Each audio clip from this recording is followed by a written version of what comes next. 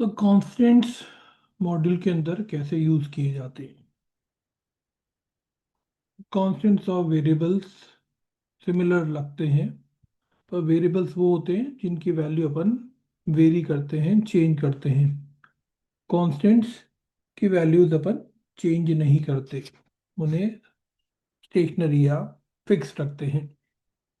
तो पहले तो हम ये बता दूं कि मेन डॉट पी वाई मेरी मेन फाइल है, जिसके अंदर मैं कोड लिखूंगा और मॉड्यूल्स को इंपोर्ट करूंगा। और इंपोर्ट करने से पहले मैं मॉड्यूल बनाता हूँ। मॉड्यूल बनाना कोई रॉकेट साइंस नहीं है, सिंपल है। तो एक सिंपल पाइथन फाइल होगी और उसके अंदर अपन डिफाइन कर सकते हैं कॉन्स्टेंट्स, डिफाइन कर सकते हैं फंक्शंस या क्लासेस। तो मैं एक नई फाइल ऐसा लेता हूँ, न्यू फाइल, और पाइथन फाइल बोलता हूँ, और इसे मैं सेव कर लेता हूँ, सेव एज मॉड्यूल वन। ये हो गया मेरा मॉड्यूल वन। इसके अंदर मैं दो कांस्टेंट डिफाइन करता हूँ, और जो करेक्ट कन्वेंशन है कांस्टेंट डिफाइन करने का वो है कि पूरा ये कैप्स में लिखा जाता है। तो इसे मैंने बोल लिया 100।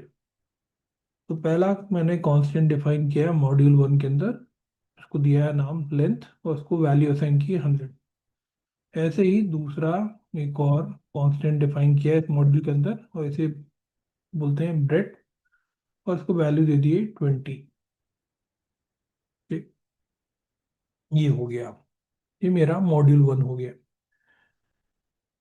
तो ऐसे ही समझाने के लिए, जिससे कि आपको कंसेप्ट क्लियर हो, एक और मॉड्यूल बनाऊंगा, फाइल, न्यू फाइल, मतलब पाइथन फाइल, और इसे मैं बोलूंगा, सेव करूंगा किस नाम से, सेव एज मॉड्यूल टू।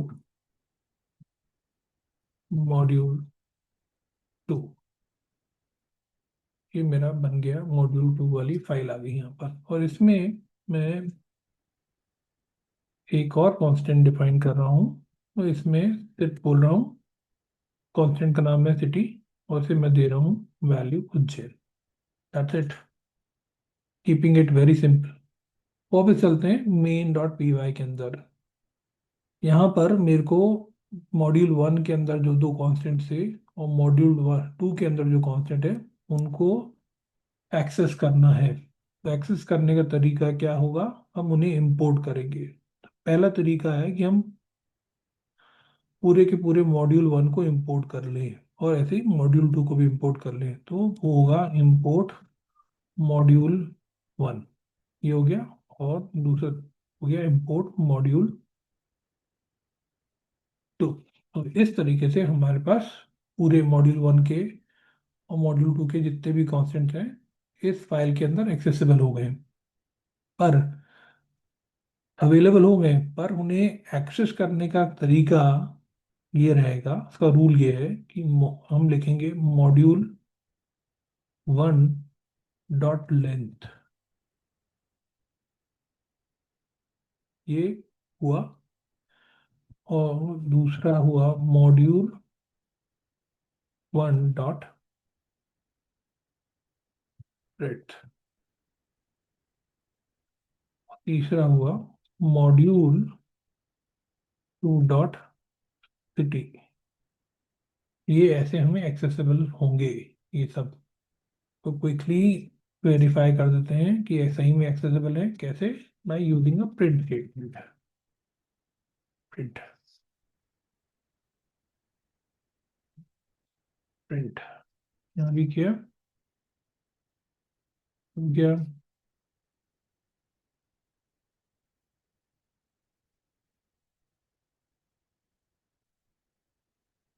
तो इस तरीके से हमारे को ये सब जब मैं प्रिंट करूंगा, तो इनकी वैल्यूज प्रिंट होनी चाहिए।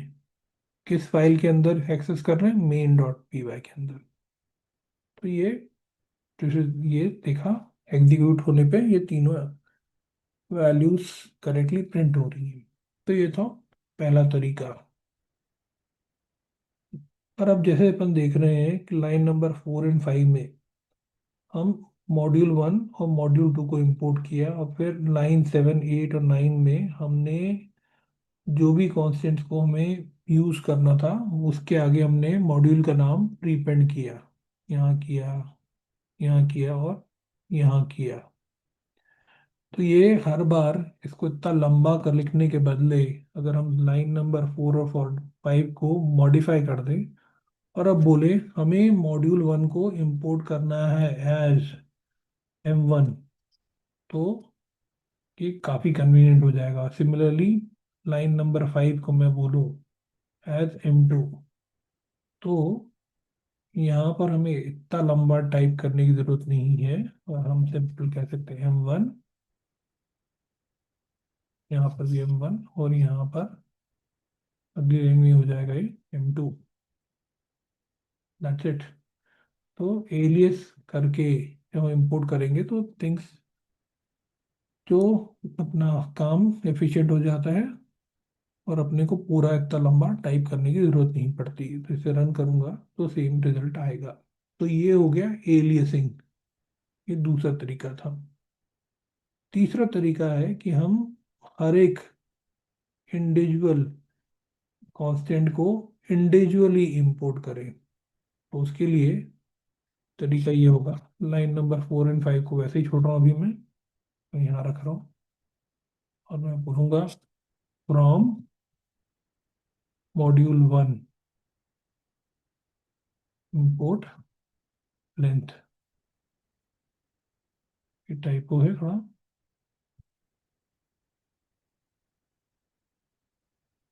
मॉड्यूल 1 ये हो गया इंपोर्ट लेंथ, और फ्रॉम मॉड्यूल 2 इंपोर्ट सिटी। यहाँ पर मैं ब्रेथ वाला सेक्शन वाले को, लाइन नंबर 11 वाले को यूज नहीं करूंगा क्योंकि मैं उसको इंपोर्ट नहीं किया है यहाँ पर। और जब मैं ऐसे इंपोर्ट करता हूँ सिलेक्टिवली तो मेरे को ये मॉड्यूल का नाम या एलियस को इसके आगे प्रीपेंड करने की जरूरत नहीं होती है। I can simply access them by their name exactly. ये हुआ, मैं यहाँ से क्लीन करता हूँ इसे और रन करता हूँ, तो ये आ गए 100 और उज्जैन। अगर मेरे को यहाँ पर ब्रेड को भी इंपोर्ट करना था तो सिंपली मैं यहाँ पर लाइन नंबर 7 पे इसको कह देता कि मेरे को चाहिए यहाँ पर ब्रेड बी, BREADTH, ये आ गया है। और यहाँ पर मैं इसको अनकमेंट करता हूँ और ये मेरा चलना चाहिए। अब